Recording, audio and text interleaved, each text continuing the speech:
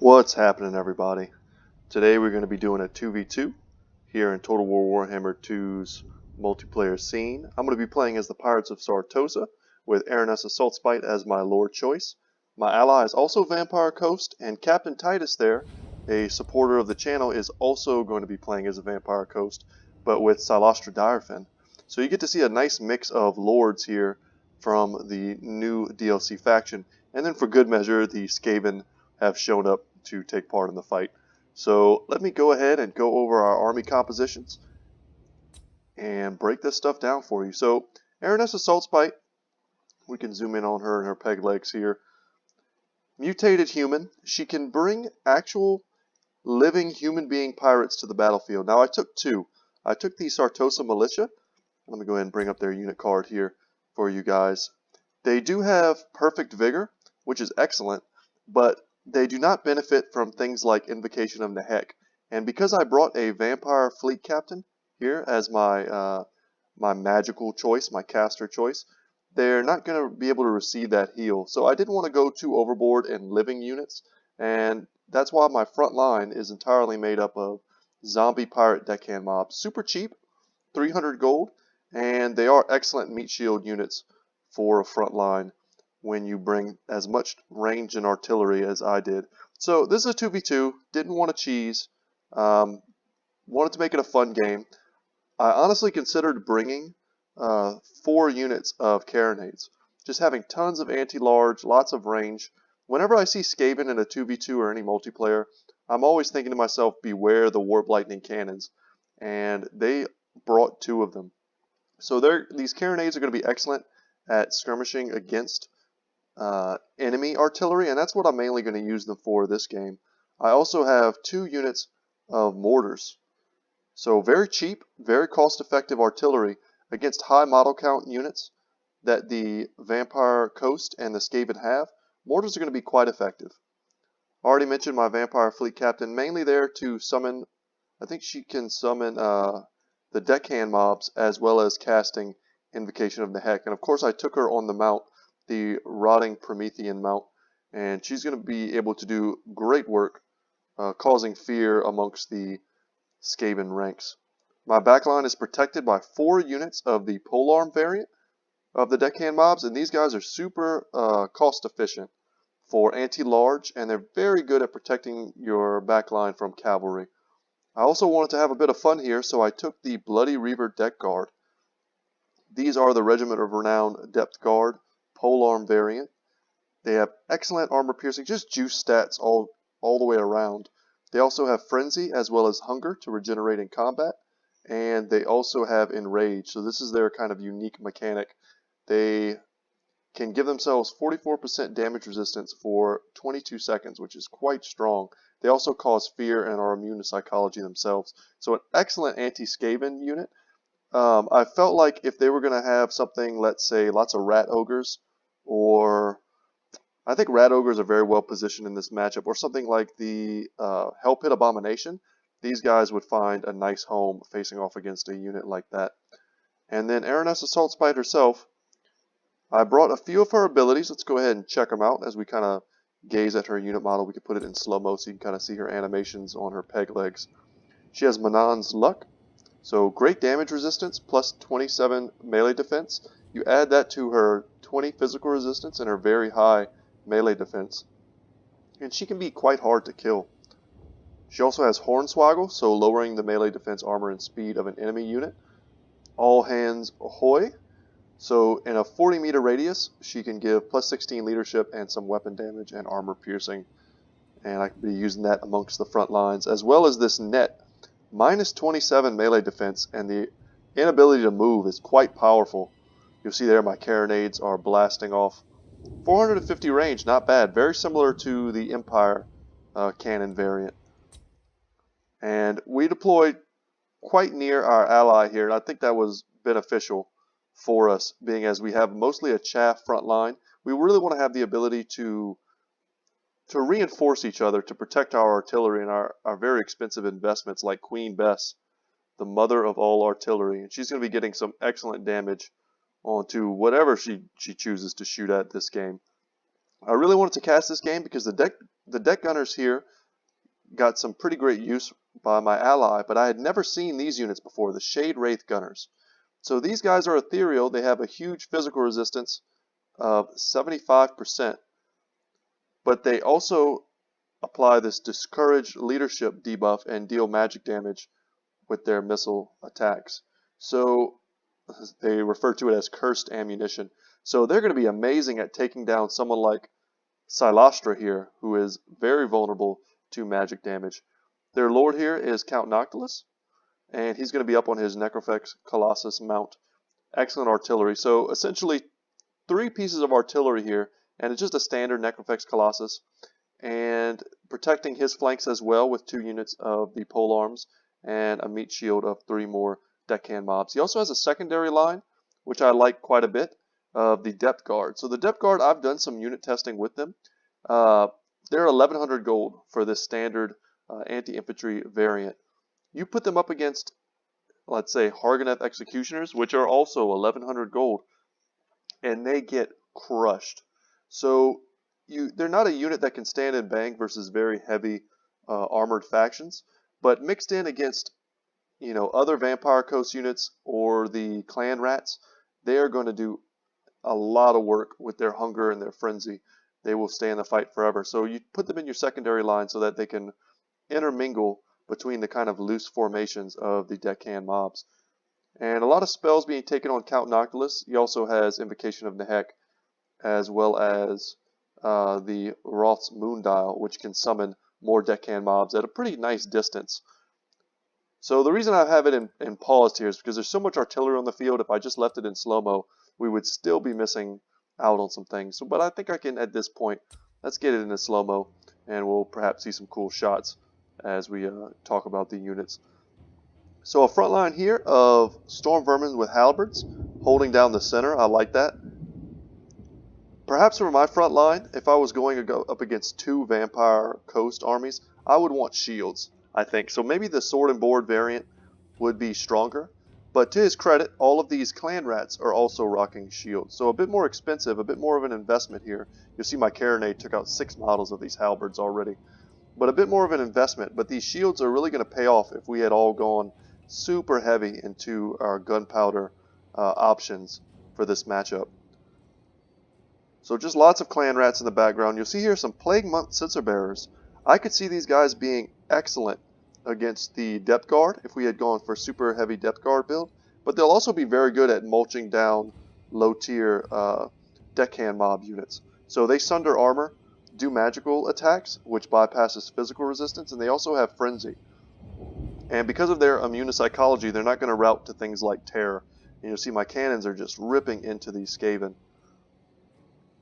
2 units in the backline here of the Death Glow Bombardiers. Nice choices. They don't have the best range at 85, but with magical ammunition and just super high armor piercing values on that missile damage. So 72, and let's see how much of this is armor piercing. So 16, plus some explosive damage, which is also armor piercing. So 33. Yeah, these guys are incredible. You stand them right behind your front line, and they will melt essentially any armored infantry unit in the game. So also some warp fire throwers here. So our opponent was feeling quite saucy. Decided to take some more fun units. Not super competitive are these guys, but they do fire and magic damage. I just said do, but they do fire and magic damage, as well as applying a discourage debuff when they hit. And their flaming damage is going to be great at taking out Vampire Coast units, which are vulnerable to flame. So many of them, because they do have regeneration and effects like that. 2 units of Warp Lightning Cannon. So these are the most dangerous units on the field. Super powerful, anti-large, armor-piercing missiles. And I say anti-large mostly because these targets over here, these Necrofex Colossi, are going to be such easy targets for the Warp Lightning Cannons. For those of you who've never seen them before, their firing arc is very straight. They shoot straight ahead, but their missiles are very fast. The projectile speed is very quick.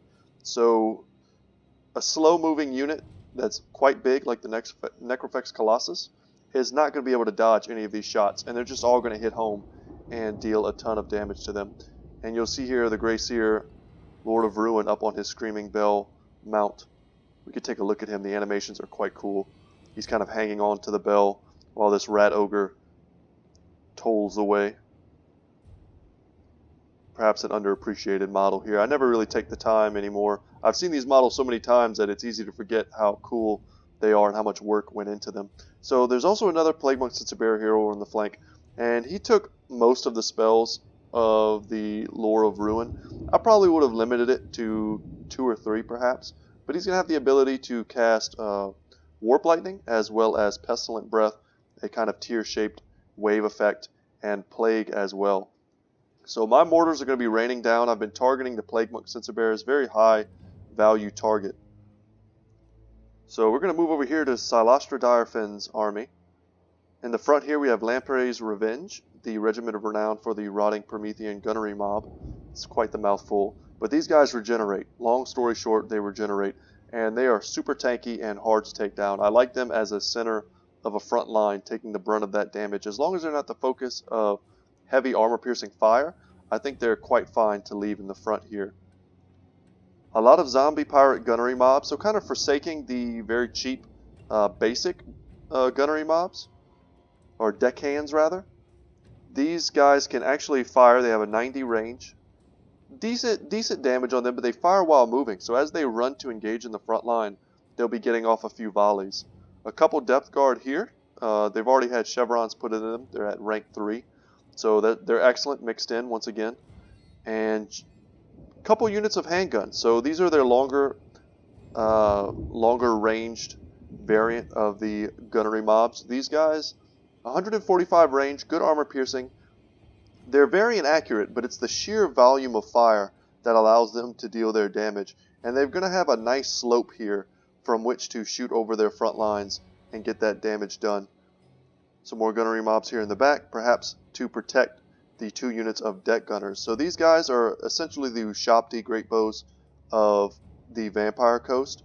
245 range.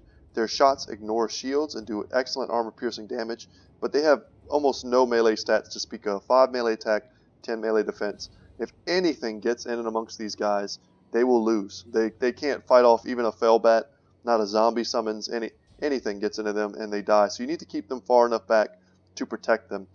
And a nice choice here with the Gunnery Wipe. Going to be helping to reload lots of the powder units here, as well as giving them increased reload speed. And yeah, I think that might be all that was taken. So no, just more powder. So just the ability to give ammunition to these units, probably looking to give it to the deck gunners.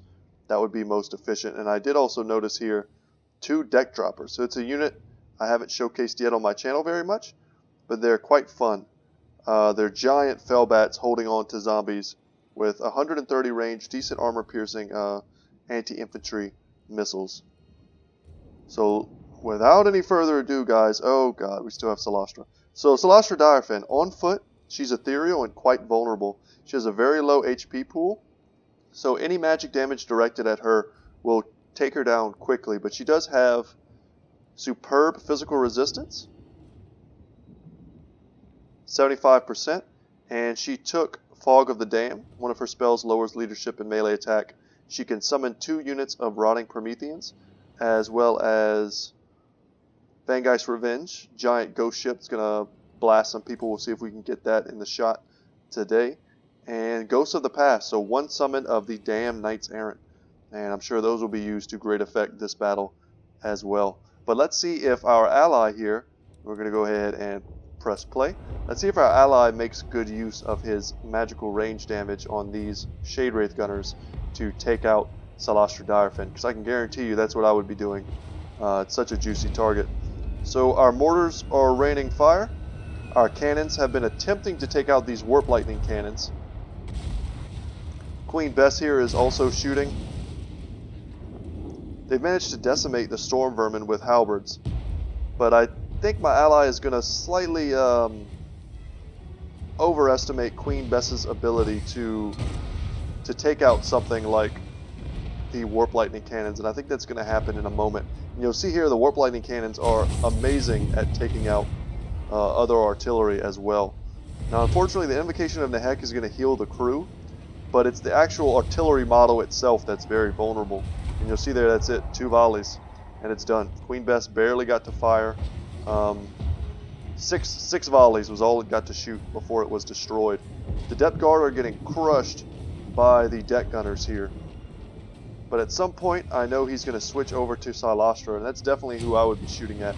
But taking out one of these Depth Guard this early bodes very well for my ally here. Also the fact that the Skaven player is still shooting at Queen Bess despite the fact that it's gone. It's no longer relevant. My mortars are taking out these sensor bearers while my carronades are still focusing down the Warp Lightning Cannon. We've managed to destroy one model, and there goes the second. So we've taken out a lot of the effectiveness of these very expensive artillery pieces, while our mortars do the heavy lifting of killing the infantry, the high value infantry that could potentially be a problem for my very low tier frontline units. So there goes Silastra. She's getting shot in the face by the gunners. Now she summons here the damn Knights Errant, and they're going to be excellent in the front line with their physical resistance as well. And there they go, they charge in. Using Arcane Conduit here, as well as, I think this is Song of Enthrallment, so lowering the speed and melee attack. Warp Lightning Cannons are still being misfired. I'm going to be sending over my Bloody Reaver Deck Guard to help my ally. And I managed to move forward with my militia units in time to dodge that Warp Lightning attack. And we're engaging now in the front lines here with the Skaven. And my guns are going off. And we're going to be making sure that we shoot at these Plague Monk Sensor Bearers. And that is going to be the perfect target. They're lightly armored. They have no resistance whatsoever to all of this physical damage that's going to be coming in. The physical resistance of 15% is not nearly the same as, let's say, if they had shields. I don't think I introduced these guys, but I took 2 units of the Zombie Pirate Gunnery Mob Bombers in my secondary line also. So we're going to be getting some bombs thrown here in a second, and I'm going to be getting this Vampire Fleet Captain into the front line, looking to avoid any anti-large, like, let's say, the Halberd units. So much fire coming off of these units. Their projectiles look amazing. They kind of stopped focusing Silastra Direfin. I think she would be dead already if that were not the case. Also, these deck droppers are in the background here taking pot shots at Count Noctilus, doing lots of damage. And once again, I was pretty on top of my micro here, dodging most of the effects from the Greyseer Lord of Ruins. I managed to net him down, and we're going to see if we can't take some shots at him and get our Vampire Fleet Captain over there and start beating him down. There go the bombs. See all that smoke? But we're taking out the Skaven front line. We're going to make them run. The back line for my allies still hasn't been compromised. I'm moving over some more of my polearms to reinforce if needed. Captain Titus has decided to kind of take this slight slope position and just use all of his gunpowder units. He's killing off all the chasing trash units, these zombie pirate deckhand mobs. He's killing them off. But at the same time, Silastra is overextended and is going to be taken out by the magic damage of these Shade Wraith gunners. And these guys look like they are somewhat forgotten. So I'm going to be moving at some point my Certosa militia to try and help finish them off. The last remaining Warp Lightning Cannon. So once they were down to 1 Warp Lightning Cannon, I think this is about the point where Silastra also goes down.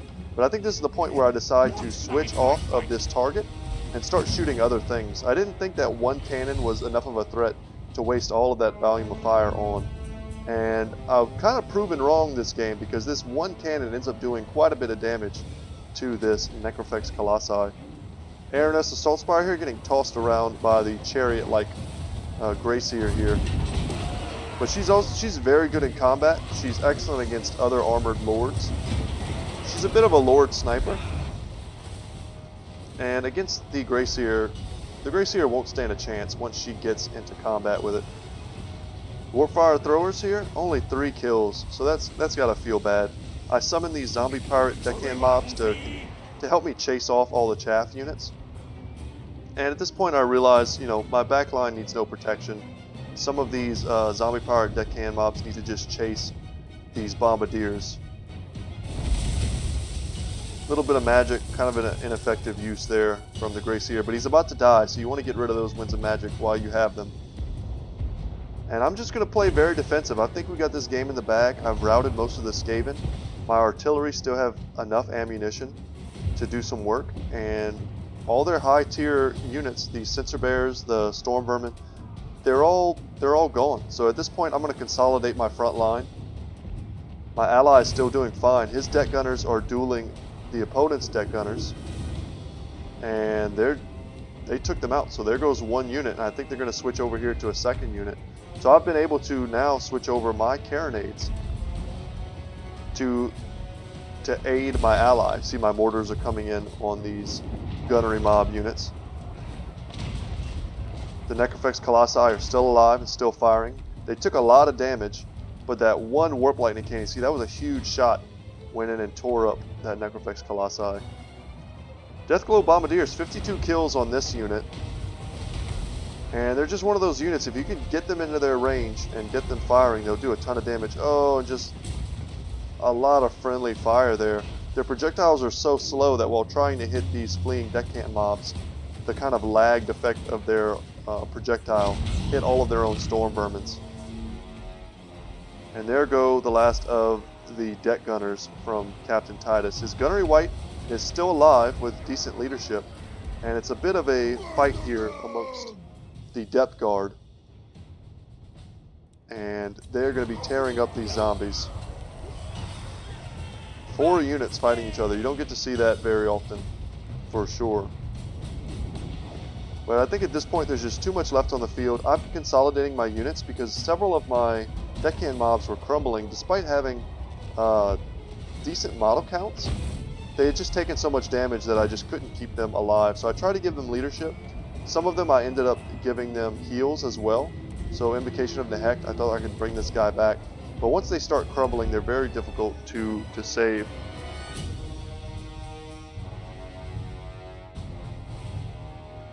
And there we go, everything's breaking off the field. So excellent battle there from everyone involved. Let's go ahead and look at the unit breakdown. So I want to say first, you know, in 2v2s, it really in any battle, but the last thing you ever want to do is spam certain units, okay? So when I started this battle, and when I started my army selection, I think the most optimal pick would have been to get 4 carronades, right? That was my first instinct. If I just wanted to win, right? But I feel like 4 carronades is cheesing, where 2 carronades and 2 mortars is perfectly fair play. These are meant against infantry and these are meant against large. So I didn't want to. The last thing you want to do is upset the people you're playing with and the people you're playing against, right? Back in the day, I used to do Brazilian Jiu-Jitsu, and there's kind of an old saying is like you don't hurt your partner. You know, when you practice, you practice hard, but at the end of the day, you always stop short of going 110%, because the last thing you want to do is hurt the person you're practicing with, and then they don't ever want to practice with you again. So you don't ever want to be that guy. Don't be the guy that brings like 5 or 6 Warp Lightning Cannons in your friendly 2v2. So I just wanted to get that out of the way for any of you guys who are kind of seasoned veterans and you see something like this and maybe you're like, that kind of borders on cheesing. But I took a very diverse army. Deckhand mobs in the front line, very cheap. Pole arms in the back to protect. I took a Regiment of Renown that didn't really get a lot of value that game. I kept him in reserve because they're such a fickle unit and very expensive. 1,600 gold I invested into this unit that essentially did nothing this game except to potentially help screen any kind of action against my allies' artillery. And then I took these bombers, which I think most people are overlooking in the roster. If you could protect them, they have a very similar function to the Deathglow Bombardiers. They stand behind the front line and just lob their charges, and then you can throw them in as if they were the standard deckhand mob variant. And just some Sartosa militia just for flavor, you know. So I had a very well-balanced army, but had I just gone too heavy in one type of army build, I could see this being a very unfun build to play against. My ally did great. The Necrofex Colossi did a lot of work for him, as well as his depth guard. Did a good job at cleaning up the opposing Captain Titus's chaff. And the Shade Wraith Gunners were a surprisingly excellent unit this game. They were able to counter against the other deck gunners, their physical resistance making them poor targets for any sort of gunpowder play, and their magic damage just crushing Salastra Direfin. So Queen Bess, despite going down, in the first quarter, still managed to get 64 kills. Just a testament to how powerful she is. She is 1,600 gold, so quite the investment. Sadly, once Warp Lightning Cannons take the field, I think she's just not a viable pick anymore. I think even a single Warp Lightning Cannon could potentially take out the actual cannon model in just 2 or 3 volleys. So the fact that they were able to do it in 2 volleys from 2 units, it's quite the investment. I think in competitive play, Queen Bess might be better replaced by, for the price of Queen Bess, you can almost get 3 mortars. So that's worth considering. Much harder to snipe 3 mortars than it is to snipe 1 enormous artillery piece. And this may be something they need to look into buffing. The actual, I don't know if that's the health of the artillery piece. It's quite a weird hidden stat, so to speak. So, but maybe that needs a buff, make it more resilient to anti-artillery sniping. Skaven player I thought did very well. Some lucky dodges from me early on, my micro not failing me. I was able to avoid losing my front line. And by not losing my front line, that gave my back line and my secondary lines plenty of time to fire and do their work. And they just had no mobility, I think was kind of the key. No flanking potential from the Skaven army. And once I was able to counter skirmish them with the carronades, their entire army was just a slow moving infantry wall, which I was able to easily deal with. Captain Titus, I think had Captain Titus been on my side of the battlefield, he would have had a much better time. He would have advanced under lots of artillery fire, at least the mortars anyway, but when he got into range, I would have been forced to engage with my front line to come to him, because he just would have been able to sit 90 meters away and 145 meters away and pick me off with deck gunners and things like that. So just a simple of a thing as alternating positions in the opening stages of the battle can really change how the entire battle does progress. So I think that's about all the relevant things that I want to say. Before I go though, I do want to mention, for those of you guys who are watching my channel and saw that I did post my first campaign playthrough. It's an hour long. It's with Luther Harkin. I've been trying desperately to get out my second and third episodes. However, I'm having some problems with my recording software, and I keep getting about 20 to 30 minutes into my recording before I get some kind of error, right? And the error just ruins the entire recording. And it's quite unfortunate. It's pretty frustrating. Nobody's paying me to do this right now. So this is just my own free time. This is me wanting to share with you guys, and having that, ruined. This is now my 3rd time today I've tried to record it again, and the same error occurs. So I don't want to give you guys kind of a suboptimal experience where there's stuttering or effects like that. I want to give you guys a good solid experience, for those of you who haven't seen the campaign. So it's frustrating to me that I can't get that out to you guys, but I want you to know that I am working on it, and if I do manage to fix it, it is coming. But if not, never fear, I will be posting more multiplayer battles, and I hope those will keep you interested in me and my channel. Once again, my name is Brett. My channel is Good Talk Gaming, and I feel like I've been talking forever, so I'm going to let you guys go. Thank you for watching, and I will see you in the next one.